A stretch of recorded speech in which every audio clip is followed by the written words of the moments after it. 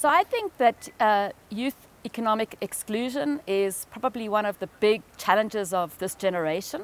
I think it's going to be something that's going to shape whether society works or doesn't work for the next 10 to 20 years, as to whether young people really can accelerate access to economic opportunity and whether they can survive, especially if they're poor, the process of tech disruption, the deep inequalities there are in our economies, and the sort of shifting geopolitical environment. So I think that youth unemployment is a global issue, and I think we're finding some really interesting breakthrough solutions by tackling it in South Africa, where we have just been ahead of the curve on this issue, with nearly 50% of our young people facing long-term unemployment.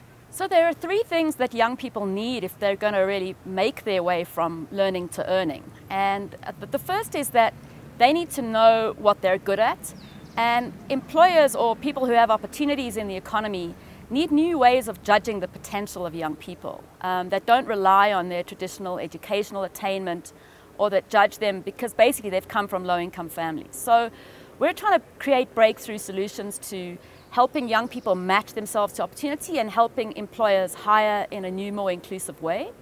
The second thing is that young people need pathways. They need to know that the journey from learning to earning is not linear.